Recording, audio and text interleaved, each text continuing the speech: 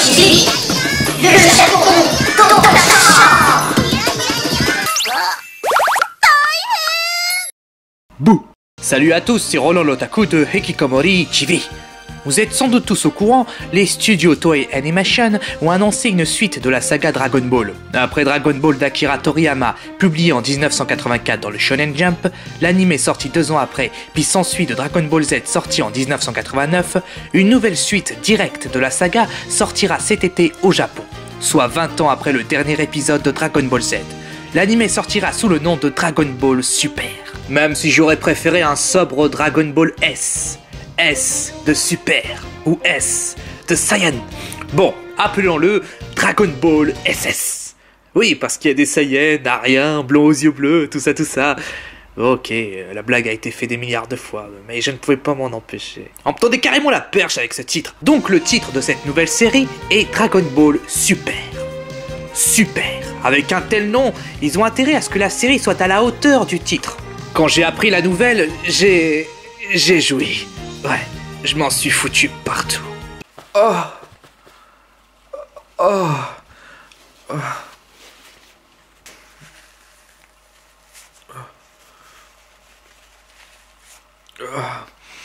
Après avoir exalté ma joie de manière plus ou moins excessive, la passion a laissé place à la raison. J'ai commencé à m'interroger et les quelques réflexions de ma part a fait naître en moi de l'inquiétude, de l'appréhension, de la crainte. Est-ce une bonne chose? Ne risque-t-on pas, avec cette série, certes très attendue parmi nous tous, à une suite de trop? Qu'est-ce qui m'a amené à penser ça? Je vais vous le dire, et je pense que vous avez deviné de toute manière. Je pense à un truc sorti en 1996, qui se faisait appeler série animée, et qui se voulait être une suite directe à Dragon Ball Z. À l'époque, on l'avait tous attendu cette suite, avec beaucoup d'impatience. Puis ensuite, on a regretté cette impatience. Aujourd'hui, plus personne ne veut plus entendre parler de cette série. Cette série est tellement mal aimée que parfois j'ai l'impression d'être le seul à connaître son existence. Dragon Ball GT. GT2. J'étais pas bien quand je l'ai vu la première fois. Ou GT2. J'étais pas là quand c'est sorti. Je vous le jure, monsieur les agents, j'ai si pour rien, j'ai un alibi.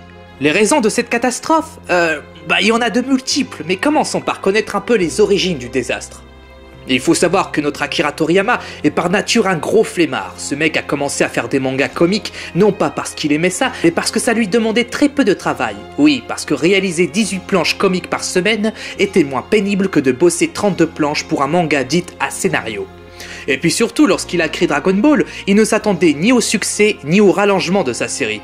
Et du coup, il s'est senti un peu niqué. Pris au piège de son succès, Toriyama aurait cherché à arrêter sa série à plusieurs reprises. Après la saga Piccolo, il a voulu arrêter, et on lui a dit « Non, tu continues !» Il a pris son Marupen et il a continué. Jusqu'à la fin de la saga Cell, il a voulu arrêter, et on lui a dit « Non, tu continues !» Il a pris son Marupen et il a continué.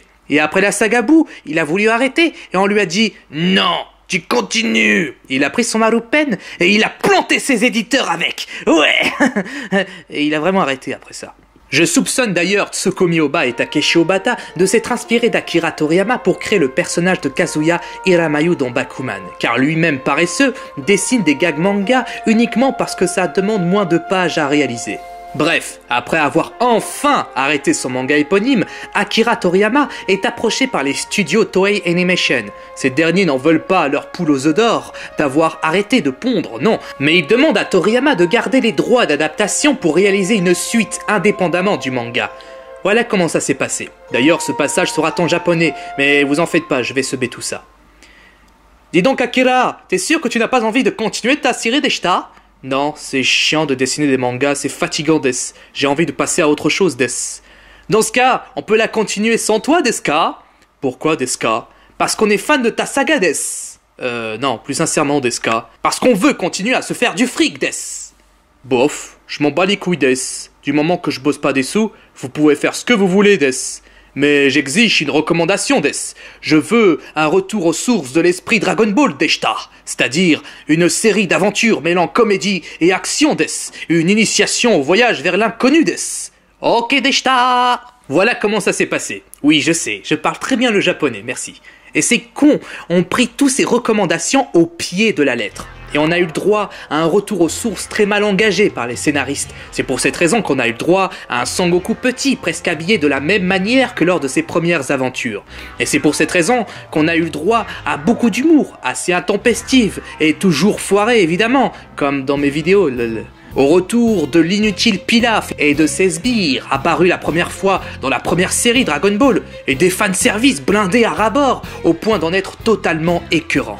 D'ailleurs, pour ceux qui l'ont remarqué comme moi, dans la saga Majin Buu, Akira Toriyama avait déjà engagé un retour aux sources. C'est pour cette raison que dans cette saga, on a eu droit à beaucoup plus d'humour que d'habitude, assuré par Sangoten et Trunk, ainsi que par Buu et le Buu maléfique, qui sont plus de sortes de clowns psychopathes autistes qu'à de véritables méchants, alors qu'on a eu le droit à deux méchants charismatiques qui avaient vraiment une putain de classe dans les deux dernières sagas.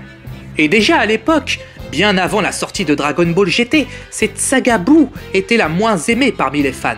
Ce retour aux sources était mal assuré par Toriyama, car même s'il respectait l'esprit Dragon Ball de ce qu'il était à l'origine, les raisons du succès de Dragon Ball n'étaient plus les mêmes qu'au début. Les fans, eux, ils voulaient de la baston et du drama. Ils ne voulaient plus d'humour, potage, pipi caca comme ça a été le cas au début de Dragon Ball. Ok, c'était drôle le début de Dragon Ball, mais les fans, ils sont passés à autre chose. Donc, escompté pour le pognon, Dragon Ball GT ne se voulait pas être un hommage à Dragon Ball Z, mais un hommage à Dragon Ball. Mais un hommage totalement foiré. Comment faire pour ne pas reproduire ces mêmes erreurs avec Dragon Ball Super ? Il faut que Akira Toriyama, qui sera de l'aventure, et les autres scénaristes puissent créer un certain équilibre avec les premières aventures de Sangoku et ce qui fait le succès réel de la saga, c'est-à-dire un putain de Neketsu purement bastonique. Oui, bastonique. Ça veut rien dire, mais on va dire que ça se dit, ok ? Avec une petite dose d'humour propre à Toriyama, mais une petite dose seulement. Pas intempestive comme ça a été le cas avec la saga Buu, ou pire comme ça a été le cas dans Dragon Ball GT. Et puis surtout, pour ne pas reproduire les erreurs du passé, il faut connaître ces erreurs en question. Et c'est pour ça qu'on ne va pas trop tarder et passer tout de suite aux 5 raisons qui font de Dragon Ball GT une catastrophe à ne plus reproduire. Numéro 1. Le dessin. Quand je parle du dessin, je ne parle pas du chara-design des personnages, même s'il y a des choses à dire sur les chara-design. Quand je parle du dessin, je parle du dessin, c'est tout. Vous savez, le dessin, ce truc qu'on nous faisait faire en maternelle, dessiner des traits, des bonhommes, des paysages, des coloriages, tout ça, mais en animation, mais des dessins propres. Pas forcément quelque chose d'épique, mais le minimum quoi, quelque chose de propre, comme ce qui est sorti durant la même année que Dragon Ball GT. Voilà, ça par exemple, voilà, ça c'était propre, ça aussi c'était propre, ça c'était nickel, voilà, on avait le droit à ça, et c'était bien. Alors qu'avec Dragon Ball GT, on avait le droit à ça. Oh bordel de putain de bordel de putain de bordel de putain de bordel de merde. Regardez-moi la qualité du dessin de Dragon Ball GT. Ça a été dessiné avec le cul. C'est pas possible. Même en bossant avec son cul, on est quand même plus adroit que ça. Oui, j'ai déjà un jour dessiné avec mon cul. Et j'ai bien géré d'ailleurs. Le truc, c'est de savoir rendre la plume inflexible avec le fion. Et de bien serrer les fesses. Ça demande du travail, beaucoup de travail. Mais un jour, je ferai un tutoriel, vous en faites pas. Il y a du backlash de partout. Regardez-moi ça. Papa. Vous allez pas me dire que c'est génial. C'est génial. Non. Numéro 2. L'animation. Je ne devrais pas rager sur l'animation, parce que ce n'est pas ce qu'il y a de meilleur en soi en général dans les animés. Même dans les 2 premiers Dragon Ball, on avait droit à une animation assez pauvre. Pauvre, ok, mais maîtrisée graphiquement, avec malgré tout un dessin correct. Et parfois même, on avait le droit à une animation sublime dans certains films de Dragon Ball Z. Bon, et puis, je vais vous dire, Toei Animation, c'est pas ce qu'ils font de meilleur niveau qualité d'animation. Mais voilà, l'animation des 2 premiers Dragon Ball, elles étaient pas dégueulasses, elles étaient pas non plus excellentes, elles étaient correctes, ni plus ni moins. Alors que la qualité de l'animation de Dragon Ball GT est juste une véritable catastrophe. Et pourtant, je peux vous dire que votre Roland, il en a vu des animés mal foutus, mais là, la première chose qu'on se dit c'est qu'est-ce qui s'est passé ? Ont-ils confié l'animation à des stagiaires, à des manchots, à des employés ayant la Parkinson? Ou pire, à des stagiaires manchots ayant la Parkinson? Numéro 3. La musique. La musique des 2 premiers Dragon Ball ont été composées par Shunsuke Kikuchi, qui était durant les années 70-80 le maître des compositeurs d'animés et de séries télé en général, à qui l'on doit l'OST de Kamen Rider, Doraemon, Grindizer, connu chez nous sous le nom de l'affreux Goldorak, ou bien l'épouvantable Goldorak, Captain Harlock et plein d'autres séries emblématiques. Pour je ne sais quelle raison, Shunsuke Kikuchi n'a pas désiré composer Dragon Ball GT, et du coup la composition musicale de la série a été supervisée par le jeune Akihito Tokunaga, qui a eu la merveilleuse idée de dénaturer la chose qui faisait le charme de la saga Dragon Ball, c'est-à-dire sa musique, sa bonne vieille musique orchestrale, en la changeant totalement par une musique synthétique d'une pauvreté absolue. Et on est passé de ça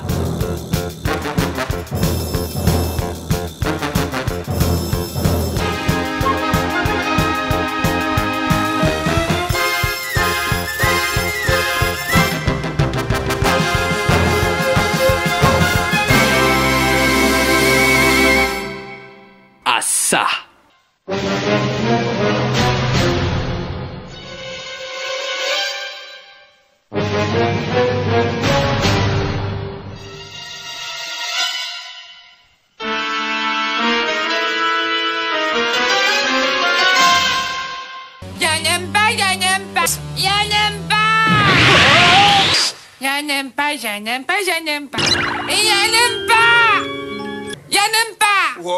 Moi aussi je n'aime pas. Je n'ai rien contre la musique 16 bits de la Super NES, bien au contraire, j'adore ça. Mais pour un animé, ça le fait pas trop. Je déteste la musique synthétique, surtout quand elle est autant mal gérée comme ça a été le cas avec l'OST de Dragon Ball GT. Musicalement c'est pauvre, c'est très peu mélodique, elle est monotone et répétitif. Je ne pense pas être un fin mélomane, mais cette musique fait beaucoup de mal à mon audition. Cette OST pue l'amateurisme à des milliards d'années-lumière à la ronde. Et je m'étonne toujours qu'on ait pu laisser un tel désastre musical à une saga aussi importante et populaire que Dragon Ball. Je tiens à préciser qu'après avoir composé la musique de Dragon Ball GT, on n'entendra plus jamais parler de Akihito Tokunaga. Plus jamais. La légende raconte que le jeune compositeur, tourmenté par la honte et le remords, se cacherait toujours quelque part dans une grotte du mont Fuji. Vivant essentiellement de chasse et de cueillette, et pendant certaines nuits de pleine lune, on pourrait entendre un cri de désespoir résonner dans tout le sinistre paysage du mont Fuji. Gomen nasai! Numéro 4. Les incohérences. Je ne pourrai pas vous citer le nombre d'incohérences qu'on peut trouver dans Dragon Ball GT. Je peux juste vous citer les plus frustrantes selon moi.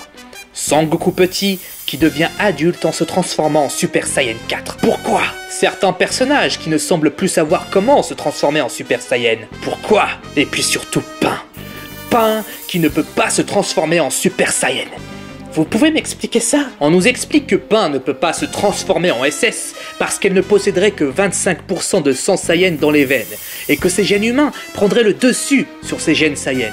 Moralité, le métissage, c'est mal.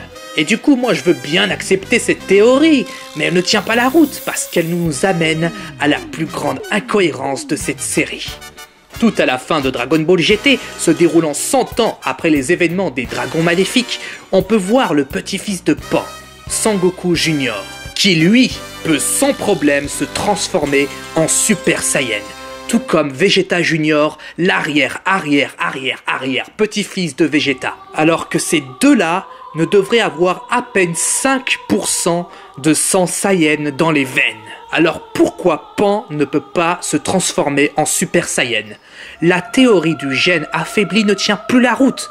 Parce que c'est une femme. Et les femmes sont impures, c'est ça? Ah oui, c'est ça, oui. Les femmes sont impures. C'est écrit dans la Bible en plus. Mais oui, dans ce cas, ça tient la route. J'ai rien dit. Pan ne peut pas se transformer en Super Saiyan parce que c'est une femme et que les femmes sont impures, c'est QFD. Mais moi, ne pas pouvoir voir Pan Super Saiyan, ça a été une énorme frustration durant ma jeunesse. J'espère vraiment pouvoir un jour voir une femme en Super Saiyan, ce serait super cool. Je crois que, vu comme ils se sont plantés comme des merdes, les scénaristes n'avaient plus rien à perdre et n'en avaient plus rien à foutre du scénario. Et c'est qui nous amène au numéro 5... le scénario. Ah, le scénario.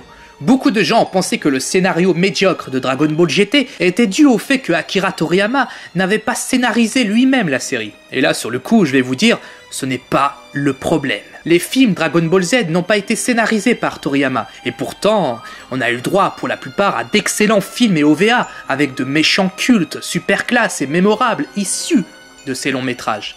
La raison de la médiocrité scénaristique de Dragon Ball GT était simplement due au fait qu'on a levé le pied sur la créativité. C'est tout. Il n'y a pas d'autre raison. Le pognon était leur seule et unique motivation. Ils se sont dit « Super, on a la licence Dragon Ball, on peut faire ce qu'on veut !» Et ils n'ont pas fait ce qu'ils voulaient, non, ils ont juste fait n'importe quoi. Et résultat, la série est tellement mal scénarisée qu'on dirait une mauvaise parodie. Et ce scénario...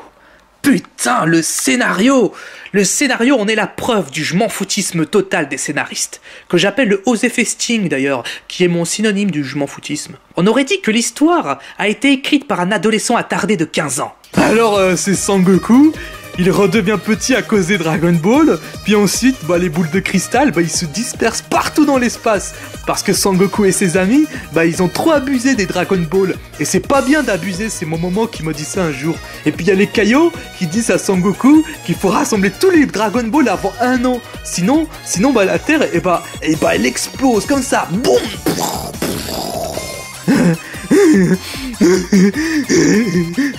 J'ai soif, t'as pas de la flotte? Il me faut de la flotte, j'ai soif. Je pense que le problème, c'est pas d'avoir abusé des Dragon Ball, mais de ça et de ça. Et puis d'ailleurs, comment ils savent que la Terre va exploser si on récupère pas les Dragon Ball dans 1 an? Et puis, c'est qui impose l'ultimatum en plus? Shenron? Il a installé de la TNT au centre de la Terre au cas où ce moment arriverait. Mais dans ce cas, ça voudrait dire que ce gros tas de lézards est un gros bâtard en réalité. Un sombre enculé. Il s'est dit « Si vous me faites chier à me réveiller tous les ans, je fais sauter votre planète de merde. » Et si les Kaio savent que la Terre va exploser, c'est que c'est déjà arrivé par le passé.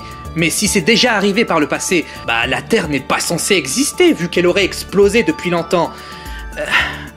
Vous savez quoi?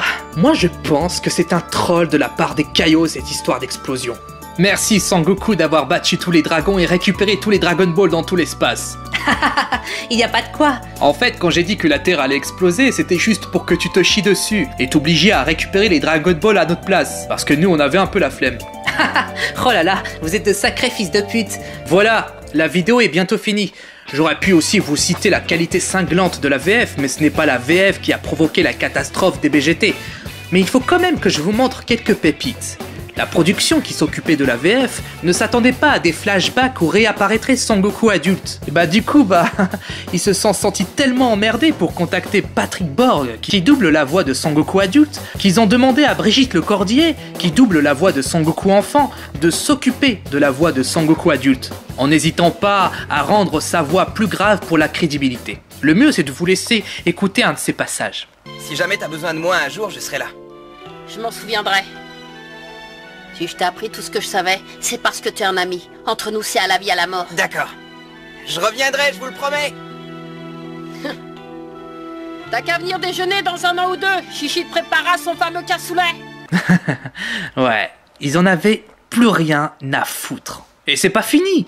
Pour terminer, il faut que je vous montre cet extrait, qui a fait bugger mon cerveau, déjà bien malade de tous ces conneries. Ce passage. Écoutez bien ce que va dire Oob dans ce passage. Après avoir quitté le palais de Dende, je suis allé au Japon et j'ai travaillé dur pour perfectionner ma technique de combat. Le Japon? Le Japon? Mais Dragon Ball se déroule dans un monde imaginaire, il n'y a pas de Japon. C'est dingue. Les studios de doublage français aussi n'en avaient plus rien à foutre de l'animé. Voilà, pour résumer, je ne déteste pas la série Dragon Ball GT parce que même si elle est médiocre, elle fait partie malgré tout de mon enfance. La série des BGT, je la considère plutôt comme une camarade d'école qui s'amusait à me maltraiter durant mon enfance et qu'avec le temps, je finis par lui pardonner. Et aujourd'hui, je préfère en rire, voilà. Oui, j'ai été martyrisé par une fille de mon âge en primaire. Elle s'appelait Lauriane. Elle me défonçait la gueule si j'ai refusé de lui filer mes bons becs pendant la récré. Ça avait beau être une fille, elle était tellement terrifiante. Bon voilà, j'aurais pu aussi vous parler des personnages, comme cet insupportable Guigui, ou bien des 7 dragons, ou des super loups-garous, des super Saiyan 4, ou du changement physique épouvantable de nos personnages favoris, comme la moustache de Vegeta, ou la vieillesse de Krillin, qui a 45 balais dans la série, mais qui physiquement paraît le double, ou bien Baby, qui est une copie du Boo maléfique. Je veux bien comprendre qu'au Japon, le recyclage c'est important, mais là... En bref, il y a des tas de choses à dire sur Dragon Ball GT, mais si je m'étale encore, la vidéo risque de durer au moins 2 heures, donc voilà, je préfère m'arrêter là. Si vous avez de votre côté d'autres raisons qui fait de Dragon Ball GT une catastrophe, ou bien au contraire, les raisons qui fait sa qualité, n'hésitez pas à l'exprimer dans les commentaires, je serai très curieux de les lire. Donc en attendant, je vous dis à très vite pour une prochaine vidéo, portez-vous bien, des bisous, salut.